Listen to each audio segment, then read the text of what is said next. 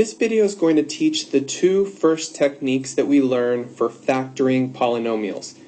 We're going to learn to factor by using the GCF, and we're going to learn how to factor by grouping. So first let's talk about what factors are. So a factor of a number is a number that divides into another number. So for example,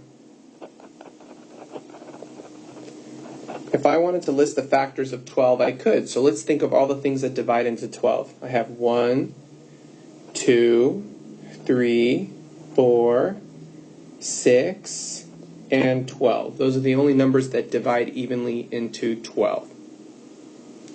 What about the factors of 20? We have 1, 2, 3 doesn't go in, 4 goes in, 5 goes in, 10 goes in, and 20 goes in. So if I were to look for the factors that they have in common, the common factors of 12 and 20, what do we get? Well, they both have a 1 in common, they both have a 2 in common, and anything else, they have a 4 in common. And that's it, right? 1, 2, and 4. Finally, if I were to ask what the greatest of the common factors is,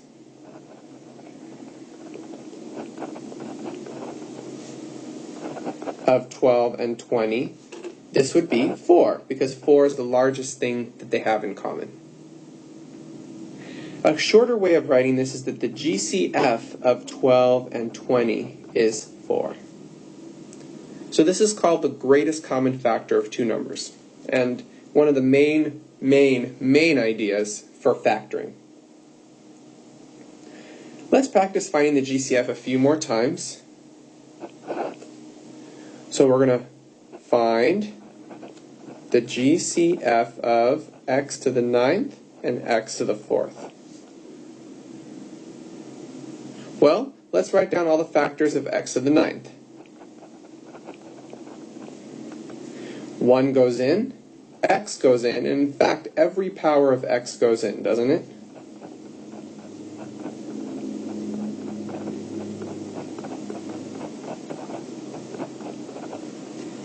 What about the factors of x to the 4th? Well, we have 1, x, x squared, x cubed, and x to the 4th. So that means that the GCF of x to the 9th and x to the 4th is in fact x to the 4th.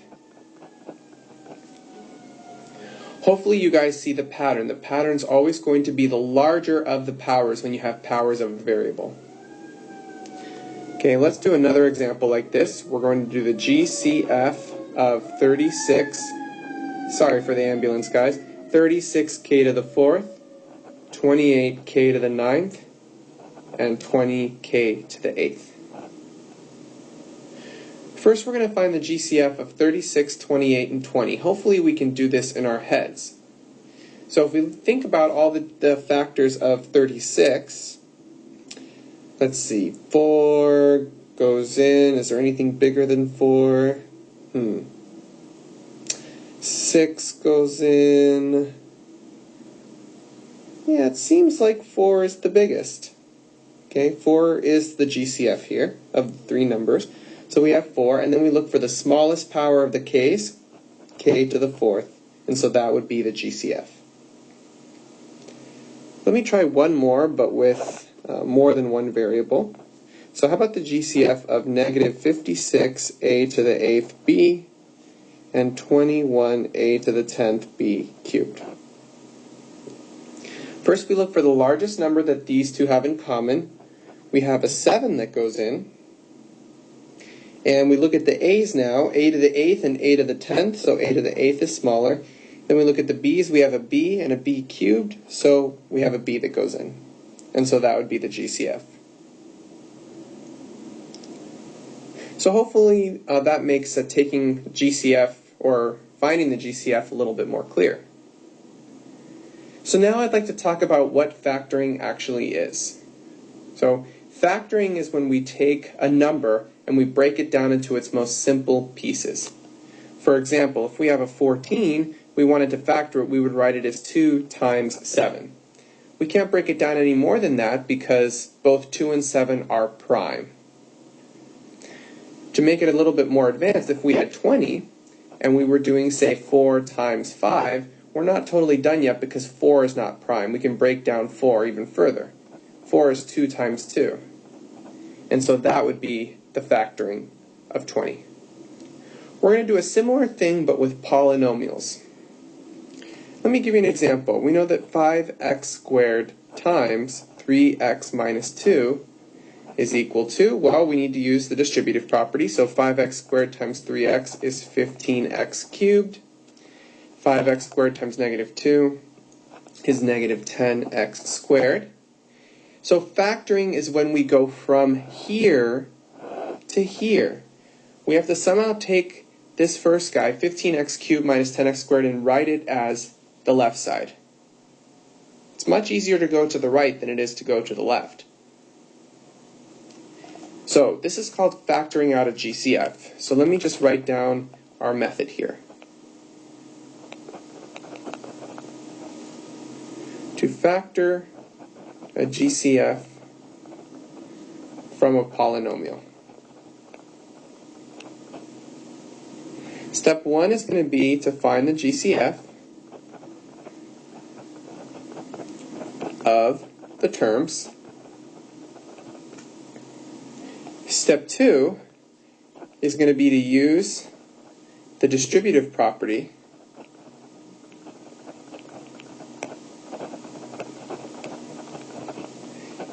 backwards.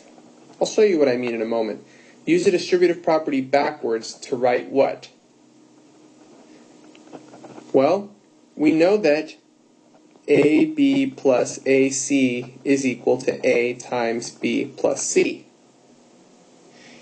Now, normally we go from the right to the left because that's called the distributive property, but we're going this time from left to right. What's the significance of A? So A is the GCF.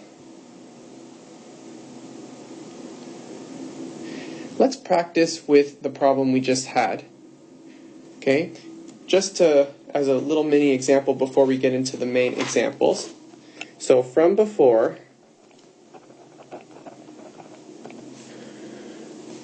if I want to factor 15x cubed minus 10x squared, what I do first is I find the GCF of what? Of 15x cubed and negative 10x squared. So I'm just finding the GCF of the terms. So what goes in? We've got a 5 that goes into both, and also for the 2 we have x squared goes in. So that means I can write the first one as 5x squared times something. What is it? Well, the first one is 5x squared times 3x, right? Minus, and then the second one is 5x squared times 2. And then what I do is I use the distributive property backwards. We know if we have AB minus AC that this is equal to A times B minus C. This is exactly the distributive property. I'm going to do the same thing. You can think of this as pulling the A out. Up here we're going to pull the 5x squared out. And we're left with 3x minus 2. And that would be the answer. All right, so we actually went right back to where we started from. So let's do some more examples, this time with some new numbers. So again, I want us to factor the following. 15v to the 5th plus 10v to the 4th plus 40v cubed. So what I'm going to do is find the GCF first. The GCF is, we can take out a 5, and then we have v cubed, because that's the smallest of all the powers. So if I write 5v cubed, the first one is missing a 3v squared. Second one is missing 2v. Third one is missing an 8. So if I take the 5v cubed out of all of them, I'm left with 3v squared plus 2v plus 8. Now, you can always check if you did it right. So the way that you check a factoring problem is by just multiplying, right? Use a distributive property. 5v cubed times 3v squared is 15v to the 5th. And 5v cubed times 2v is 10v to the 4th. And the third one, 5v cubed times 8 is, 40v cubed. Notice this is exactly what we started with. So this would be the correct answer. We're not always going to check our work, but I just want you guys to know how to do that. All right, let's do a couple more. We want to factor d to the 6th minus 11d squared. So let's try to do this a little bit quicker. We know the GCF is d squared. What I'm going to do is pull it out on one step. So if you take d squared out of d to the 6th, I have left d to the 4th. The second one, I just have left 11. And that's it. So once we get good at this, I expect for everyone to be able to do this quickly. This is what has to be done when you study algebra, is practice until you can do it well. We're going to do a more advanced one this time. We're going to factor the following. 4x cubed y to the 4th minus 28x cubed y cubed plus 8x squared y cubed minus 4xy squared.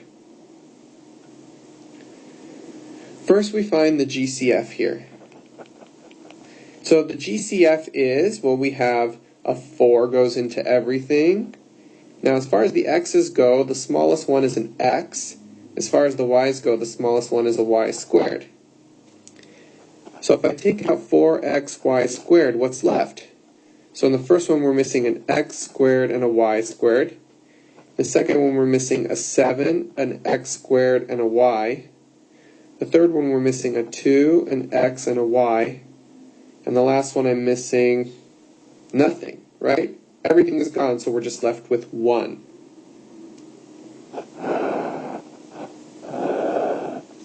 So this is my answer.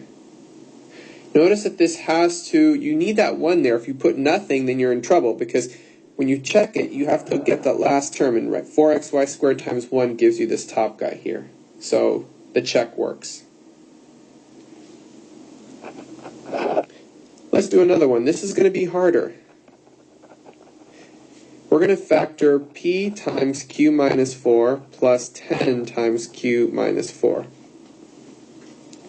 This is harder because it looks weird, right? We look like we might want to use a distributive property, but don't do that. Notice that they both have a q minus 4, so in fact, this is the GCF, q minus 4. So what I'm going to do is I'm going to pull the q minus 4 out, and what am I left with? I'm left with a p in the first one, plus, and then I'm left with a 10. Okay, this is the basis to understanding what we're going to go over in a moment, which is factoring by grouping. Let me do one more. We're going to factor m times n plus 8 minus n plus 8. Now, a good rule of thumb, or a good suggestion for not to make mistakes here, is to rewrite this. And we know that if you have minus parentheses something, you can put a 1 there. That just reminds you that there really is an invisible 1.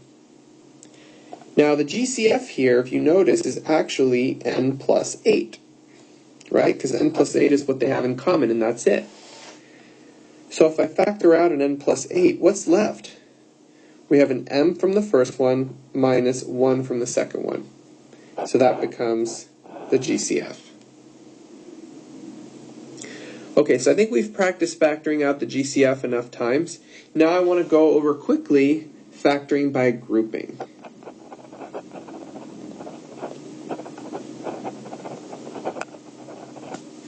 And by the way, we only use this when we have 4 or more terms.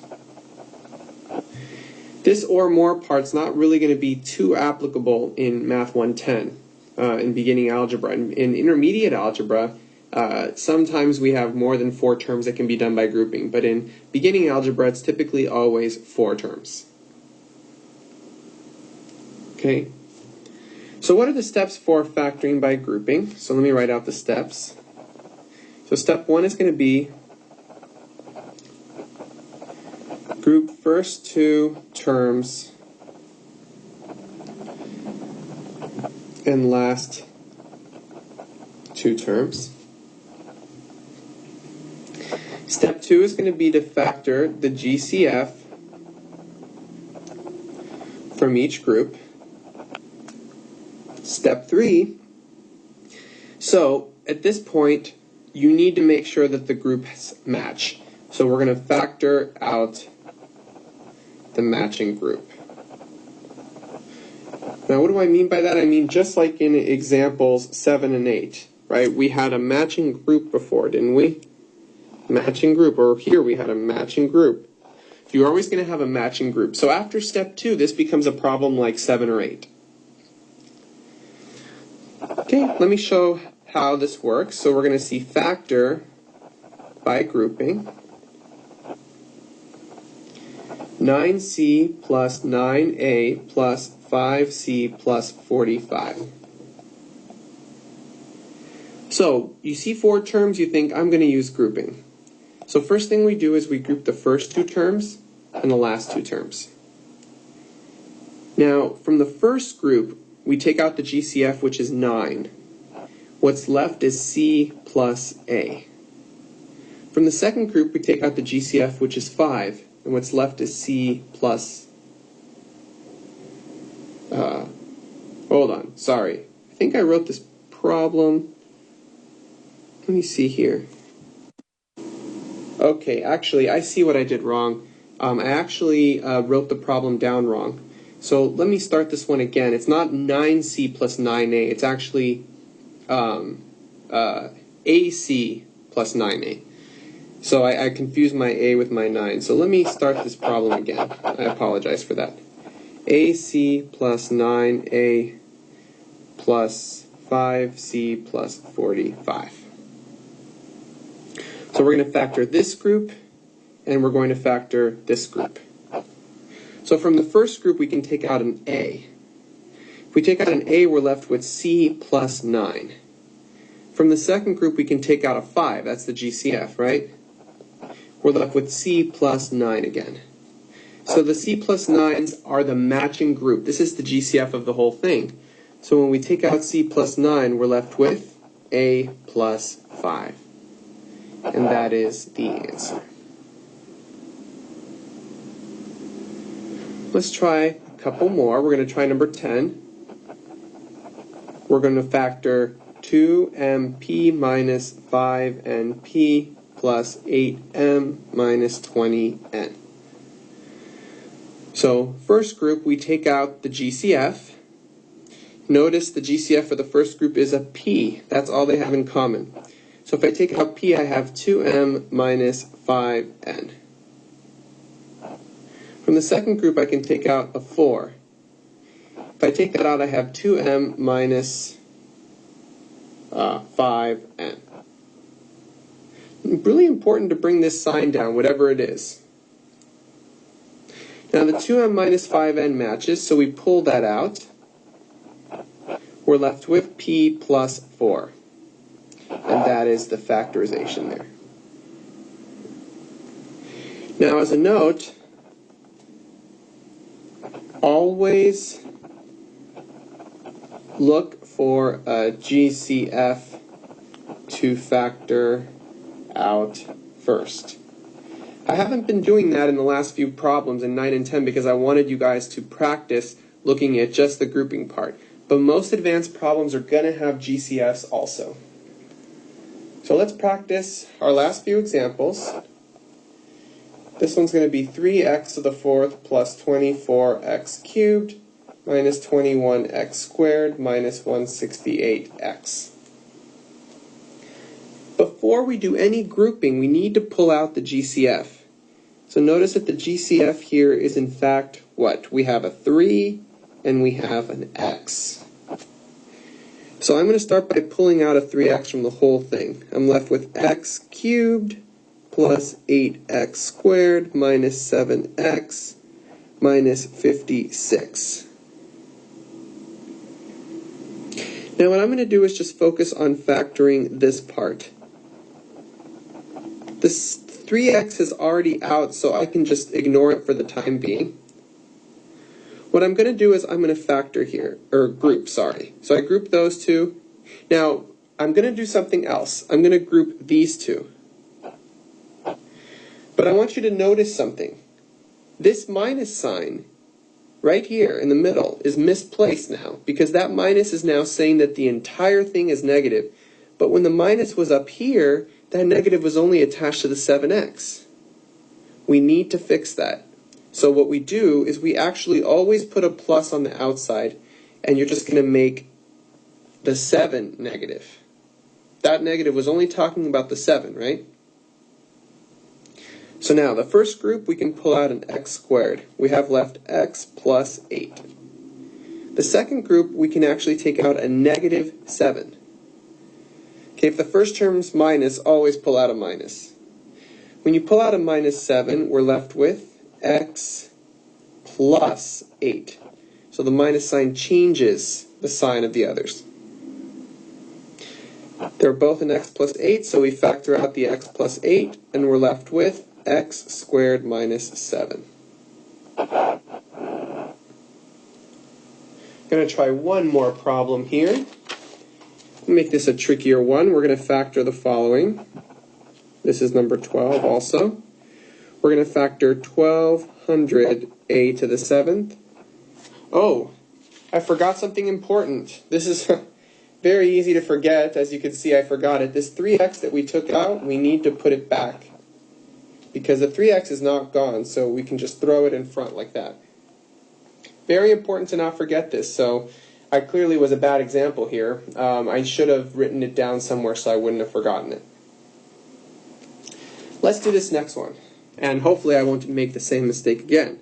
So 1200a to the 7th minus 1500a to the 5th b plus 1800a to the 6th minus 1000a to the 6th b. Okay, hopefully we clearly see there's a GCF here that we can take out. Looks like 100 goes in. And not only 100, but we have a to the 6th. Sorry, a to the 5th, because of this guy right here. So I didn't see that guy. So what's left? From the first one we have 12a squared. The second one we have 15b. And then the third one is 18a. And the last one is minus 10a b. Okay, so let's remember this guy. We do not want to forget him this time. So I have 12a squared minus 15b, and then 18a minus 10ab. So we're going to use grouping to do this. I'm going to group those and group those. From the first group, the GCF is 3. That's it. So what am I left with here? I'm left with, let's see here,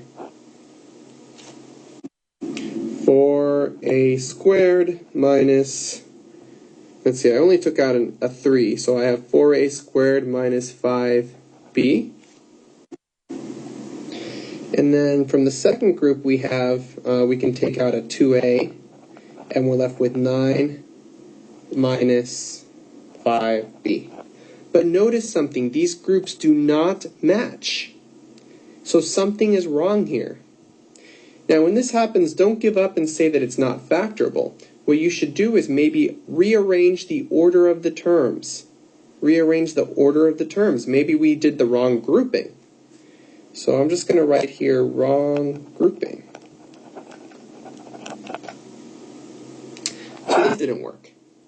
So let's try to rearrange a little bit. We have 12a squared. So let's see here. 12a squared. maybe what I'm going to do is I'm going to write plus 18a here. Okay? And then notice I have an a squared and then an a. So that means I have one bigger a than here. So the last two terms, which are this guy and this guy, I'm going to write the last one first. So minus 10ab and then minus 15b. Because now the third one has one more a than the fourth, just like the first one has one more a than the second. So hopefully this will work. You get good at this with experience, so it's not too easy to describe how we try, but this is what trial and error is for. So now we're going to group these two first. We're going to group these two first. Now remember, we need to change that to a plus and this to a minus, because the negative is attached to the 10, not the whole thing. From the first group, we take out a 6a, and we're left with a plus 3. From the second group, what can we take out? Sorry, this is 2a plus 3. From the second group, we take out a negative 5, and we're left with, negative 5b. We're left with 2a plus 3 also. So now the 2a's plus 3 match, so we pull the 2a plus 3 out. We're left with 6a minus 5b. And remember this 100a to the 5th that we took out? We're not going to make that same mistake again. So this becomes our answer. Okay, sorry for the little mistakes there, everybody, but hopefully this was informative and could show you how to use factoring by grouping. This last one with the rearranging of terms, this is usually, problems are not that tough in beginning algebra that use this, but it does happen, and so I want you guys to be aware of it. Thanks very much for watching, and I hope that it was helpful.